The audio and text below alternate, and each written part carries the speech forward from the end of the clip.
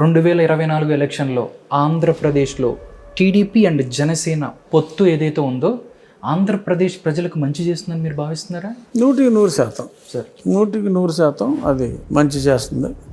ఈ చెడు నిర్మూలనకి extra precaution చాలా అవసరం. సో కాబట్టి వాళ్ళిద్దరూ కలవటం ప్రజలకి అవసరం, వాళ్ళకి అవసరం ఉన్నా లేకపోయినా రాష్ట్ర ప్రజలకు అవసరం. బహుశా భవిష్యత్తులో భారతీయ జనతా పార్టీ కూడా వీళ్ళతోటి కలిసి రావచ్చు. చంద్రబాబు నాయుడుకి పవన్ కళ్యాణ్కి మధ్య ప్రతిసారి ఏదో గొడవ పెట్టాలని వైసీపీ ప్రయత్నిస్తుంది. న్యాచురల్గా ఎప్పుడు గొడవ పెట్టాలని ప్రయత్నిస్తూ ఉంటుంది. అంటే వీళ్ళిద్దరు కలిస్తే డెఫినెట్లీ మీ షెడ్కి వెళ్ళాలి అని వాళ్ళ అభిప్రాయం అంటారా? అందులో అనుమానం ఉంది. తెల్లారులేస్తే ఇదే గొడవ కదా, అలా తిట్టించడం, వాళ్ళని రెచ్చగొట్టే ప్రయత్నం చేయటం, వీళ్ళతో ప్యాకేజ్ స్టార్ అని చెప్పి సూటిపోటి మాటలన్నీ కూడా అనిపించడం, ఇదంతా ఏదో రకంగా వ్యక్తిగత విభేదాలు సృష్టించి పబ్బం గడుపుకోవాలి, ఆ వేళ్ళు వాళ్ళు చలి కాచుకోవాలని చూస్తున్నారు. కానీ అది వాళ్ళ దురదృష్టం, అది అవలా. పవన్ కళ్యాణ్ గారు నార్మల్గా ఒక ప్రతిపక్ష నాయకుడు ఏదైనా కేసులో జైలుకి వెళ్తే ఆ ప్లేస్లోకి మనం వెళ్ళిపోవాలి అని ప్రతి ఒక్కళ్ళు ప్రయత్నిస్తారు.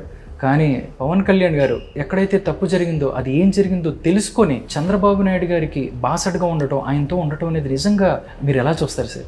నిజంగా అందరూ కూడా, ప్రజలందరూ కూడా హర్షించారు ఆయన జైలుకి వెళ్ళటం.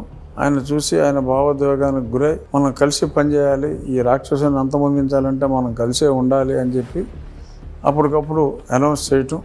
ఆ తర్వాత ఇటు ఒక ఆరుగురు అటు ఒక ఆరుగురిని ఏర్పాటు చేసుకుని సమావేశాలన్నీ వీక్లీ ఒక మీటింగ్ లాగా పెట్టుకోవటం, ఇదంతా ప్రజలకి ఒక మంచి రాబోయే రోజులు డెఫినెట్గా మనం ఈ రాక్షసుని వదిలించుకుంటాం అని ఒక ధైర్యాన్ని, ఒక బ్రతుకు మీద ఒక ఆశని కలిగించడం అంటంలో ఎటువంటి సందేహం లేదు. ఆయన నిస్వార్థంగా పవన్ కళ్యాణ్ గారు ఇది ఒక అవకాశం లాగా కాకుండా ఆయన ఆలోచనతో ముందుకెళ్ళటం అనేది ఆయన్ని అభినందించి తీరాలి. ప్రజలందరూ కూడా ఆయన్ని అభినందించాలి. ఆ విషయంలో అందరినీ జైలుకి పంపిస్తారు, వాళ్ళైతే ఎవరు నచ్చలేదో వాళ్ళందరినీ జైలుకి పంపిస్తారు. రామోజీరావు గారి ఇష్యూ కూడా ఎప్పుడో పాత కేసు ఒక దాన్ని తీసుకొని వచ్చి అసలు కేసే కాదు అది, జైలుకి పంపించాలనే ప్రయత్నం, దీన్ని మరీ సైకోయిజం అంటారా? అంతకంటే బెటర్ టైటిల్ లేదు కాబట్టి దాంతో సరిపెట్టుకోవచ్చు. ఇంకేదైనా బెటర్ టైటిల్ ఉంటే అది, ప్రస్తుతానికి అంతకన్నా పెద్ద పదం లేదు కాబట్టి దాంతోనే సరిపెట్టుకోవాలి.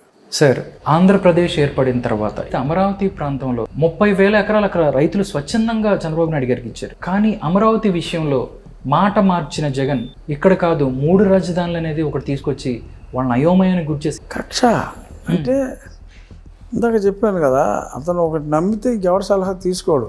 అతను అక్కడ అందరూ అతను ద్వేషించే ఒక పర్టికులర్ కులం వాళ్ళే ఉన్నారు అని ఒక భ్రమలో ఉన్నాడు. అంటే ఆయన రెడ్డి అని అతని feeling. According to me Reddy is only A title. ఆయన కులమే అనుకుంటున్నాడు అనుకోండి, తప్పులేదు. Innocence is a bliss. So ఆయన అలా అనుకోనివ్వండి. ఇక్కడ కూడా అదే టైటిల్తో ఉన్న వాళ్ళు ఉన్నారు అనుకోండి. ఇక్కడ కమ్మవారి కన్నా సమానంగా రెడ్లు ఉన్నారు. అలాగే ఇతర కులాల వారు, ఎస్సీలు, బీసీలు చాలా ఎక్కువగా ఉన్నారు. కానీ ఇతని దృష్టిలో అమరావతిలో ఉన్నవారందరూ కమ్మవారని ఒక దృక్పథం ఏర్పడిపోయింది.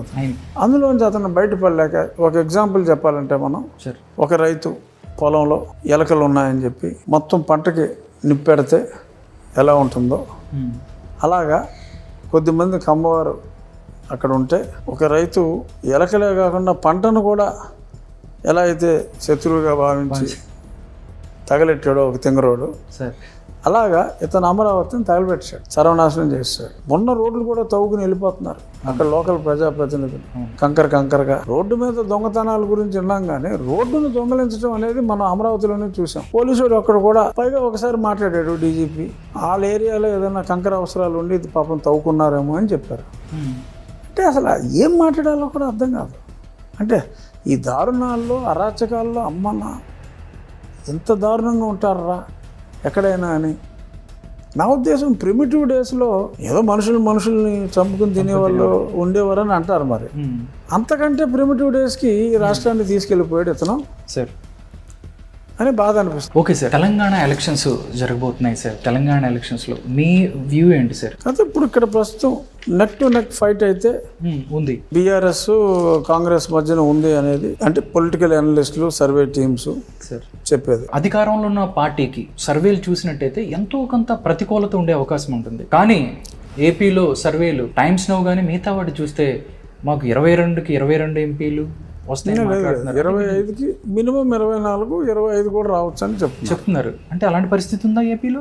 పరిస్థితి వరకు ఉంది రివర్స్లో. అంటే ఒక 20 సీట్లు అయితే నేను చూసిన సర్వేల్లో ప్రజలు మాట్లాడే దాని ప్రకారం ఒక 20 సీట్లు ఎంపీలు 25కి ఖచ్చితంగా ఒక 2 తెలుగుదేశం జనసేన కూటమి గెలుచుకుంటుంది. ఓకే. 5 వరకు వైసీపీ రావచ్చు. ఓకే.